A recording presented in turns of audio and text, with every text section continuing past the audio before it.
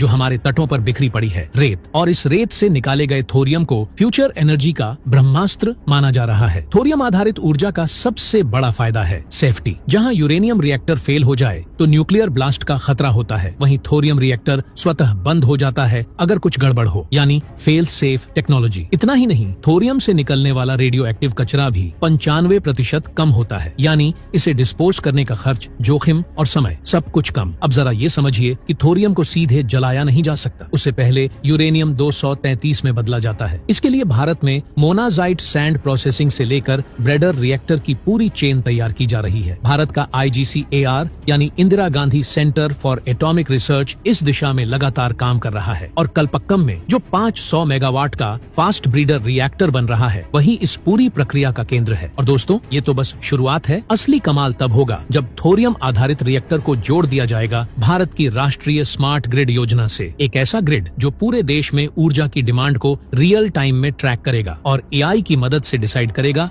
कि कब सौर ऊर्जा इस्तेमाल हो, कब थोरियम चालू किया जाए और कब बैटरियों को चार्ज किया जाए। यानी आने वाले समय में बिजली का कोई भी यूनिट बर्बाद नहीं होगा। यह टेक्नोलॉजी भारत को सिर्फ ऊर्जा आत्मनिर्भर नहीं बनाएगी, बल्कि ग्लोबल लेवल पर एनर्जी एक्सपोर्ट हब बना देगी। भारत ऐसी बिजली बनाएगा जो ग्रीन होगी, सस्ती होगी और 24 घंटे उपलब्ध होगी। सोचिए, जब यूरोप और अमेरिका क्लाइमेट चेंज से जूझ रहे होंगे, तब भारत न केवल अपने देश को बिजली देगा, बल्कि अफ्रीका और एशिया के कई देशों को बिजली एक्सपोर्ट कर रहा होगा। इतना ही नहीं, थोरियम रिएक्टर से निकलने वाली हाई टेम्परेचर हीट का इस्तेमाल हाइड्रोजन फ्यूल प्रोडक्शन में भी किया जाएगा और ये ग्रीन हाइड्रोजन आने वाले समय की फ्यूल क्रांति माने जा रही है। भारत इसे भंडारण करने के लिए क्रायोजेनिक हाइड्रोजन टैंक्स बना रहा है जो स्पेस टेक्नोलॉजी में भी इस्तेमाल होंगे। मतलब साफ है दोस्तों, आज जो रेत भारत के पैरों के नीचे दब रही थी, वहीं अब भारत के सिर को ऊंचा कर रही है। और अब सवाल ये नहीं है कि क्या भारत इस मिशन को पूरा कर पाएगा, सवाल ये है कि जब भारत इस मिशन को पूरा कर देगा तो बाकी दुनिया कहाँ खड़ी होगी। तो दोस्तों, अब फैसला आपके हाथ में है। क्या आपको भी लगता है कि भारत की यह थोरियम टेक्नोलॉजी आने वाले समय में पूरी दुनिया का भविष्य बदल सकती है? क्या आप मानते हैं कि भारत को अब किसी देश के सामने झुकने की जरूरत नहीं? तो कमेंट बॉक्स में अपनी राय जरूर बताएं। जय हिंद।